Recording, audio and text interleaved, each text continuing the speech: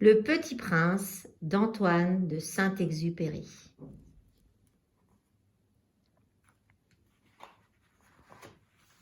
Lorsque j'avais 6 ans, j'ai vu, une fois, une magnifique image dans un livre sur la forêt vierge qui s'appelait « Histoire vécue ». Ça représentait un serpent boa qui avalait un fauve. Voilà la copie du dessin. On disait dans le livre « Les serpents boa avalent leur proie tout entière sans la mâcher. Ensuite, ils ne peuvent plus bouger et ils dorment pendant les 6 mois de leur digestion. » J'ai alors beaucoup réfléchi sur les aventures de la jungle. Et à mon tour, j'ai réussi, avec un crayon de couleur, à tracer mon premier dessin. Mon dessin numéro 1, il était comme ça. J'ai montré mon chef-d'œuvre aux grandes personnes et je leur ai demandé si mon dessin leur faisait peur. Elles m'ont répondu « Pourquoi un chapeau ferait-il peur ?» Mon dessin ne représentait pas un chapeau, il représentait un serpent boa qui digérait un éléphant. J'ai alors dessiné l'intérieur du serpent boa afin que les grandes personnes puissent comprendre. Elles ont toujours besoin d'explications. Mon dessin numéro 2 était comme ça. Les grandes personnes m'ont conseillé de laisser de côté les dessins de serpents boa ouverts ou fermés et de m'intéresser plutôt à la géographie, à l'histoire, au calcul et à la grammaire. C'est ainsi que j'ai abandonné à l'âge de 6 ans une magnifique carrière de peintre. J'avais été découragée par l'insuccès de mon dessin numéro 1 et de mon dessin numéro 2. Les grandes personnes ne comprennent jamais rien toutes seules et c'est fatigant pour les enfants de toujours et toujours leur donner des explications.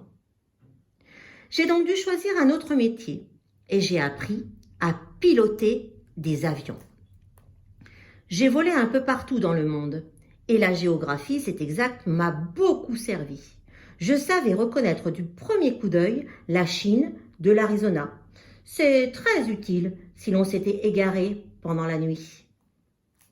J'ai ainsi eu, au cours de ma vie, des tas de contacts avec des tas de gens sérieux.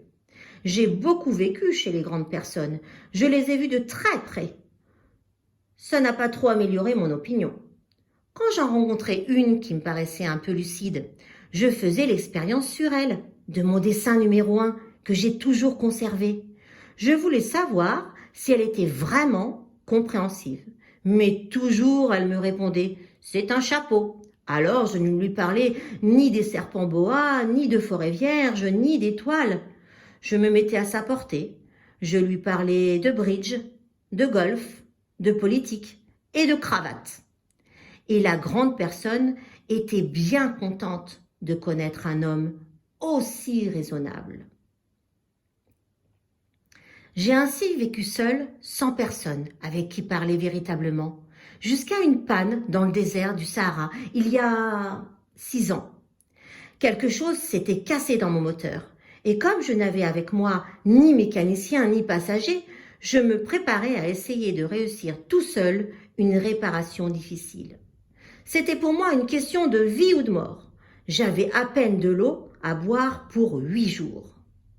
Le premier soir, je me suis donc endormie sur le sable à 1000 milles de toute terre habitée. J'étais bien plus isolée qu'un naufragé sur un radeau au milieu de l'océan. Alors vous imaginez ma surprise au lever du jour quand une drôle de petite voix m'a réveillée. Elle disait « S'il vous plaît, dessine-moi un mouton. » Hein ? Dessine-moi un mouton. J'ai sauté sur mes pieds, comme si j'avais été frappée par la foudre. J'ai bien frotté mes yeux.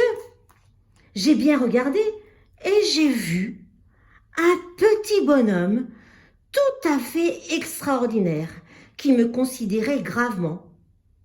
Voilà le meilleur portrait que plus tard j'ai réussi à faire de lui.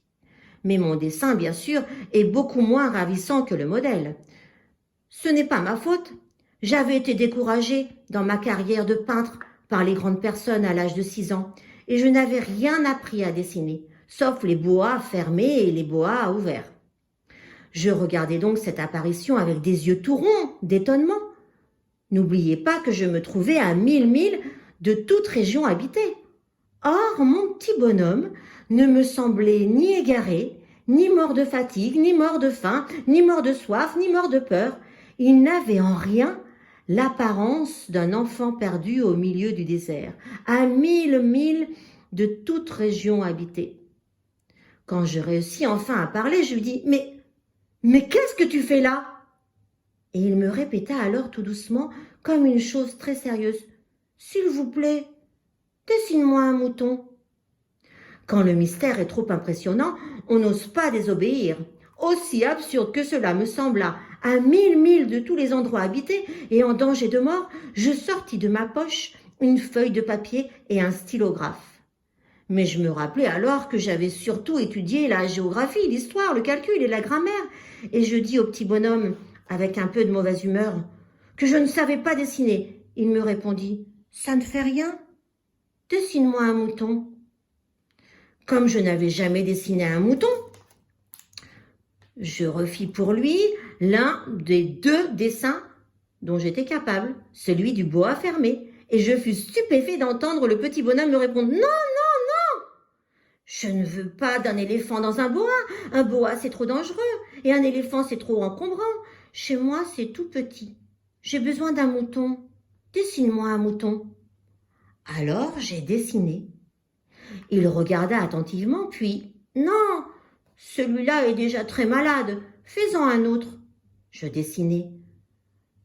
Mon ami sourit gentiment avec indulgence. « Tu vois bien, c'est pas un mouton, c'est un bélier, il a des cornes. » Je refis donc encore mon dessin, mais il fut refusé comme les précédents. « Celui-là est trop vieux, je veux un mouton qui vive longtemps. » Alors, faute de patience, comme j'avais hâte de commencer le démontage de mon moteur, je griffonnai ce dessin-là.